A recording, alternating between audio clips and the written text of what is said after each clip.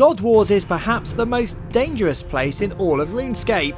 It's a multi-combat dungeon where men are real men, women are real women, and RuneScape's gods regularly send their angry hordes to fight each other to their inevitable and bloody deaths. After 5 years of intense battle, God Wars is set to see new animations, gameplay tweaks, and some beautiful new environmental graphics.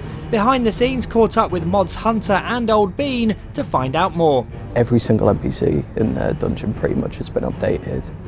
We've got new animations, we've got new models, and it's all looking really cool. We get our inspirations from a lot of places. We try and keep it quite cinematic sometimes if we can, so we'll look at films and television, things like that. A lot of it comes from nature and comes from the real world, the way that animals actually move. The God Swords look amazing now.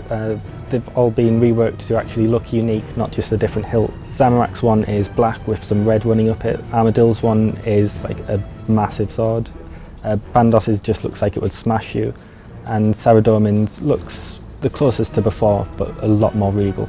I'm actually really proud of the ogre animation when he picks his belly button. We've been working to improve our tech as much as possible to increase the amount of detail we can put into our animations.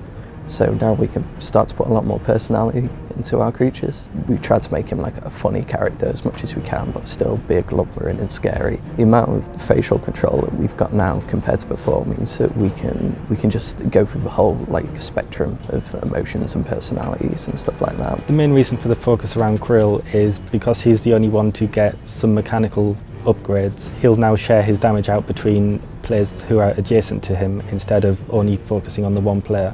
Players can choose to share the damage between them so that one person's not using all of their food, so it's easier for a team to last longer.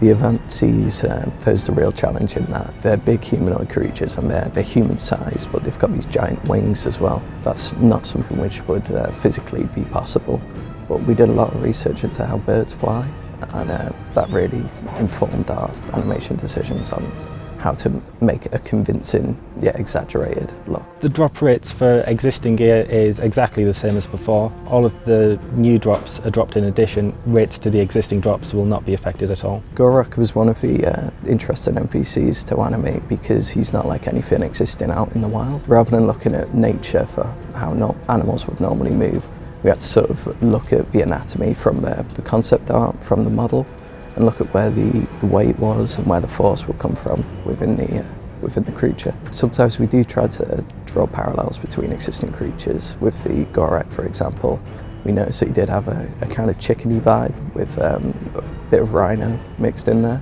So we looked at like chickens and how they walk around, and then rhinos for how they'd sort of like attack and thrust their weight forwards. It is for players who love God Wars and just want to get more out of it. And you can expect to see the all-new God Wars arrive in RuneScape soon. Join us next week for another look behind the scenes of RuneScape.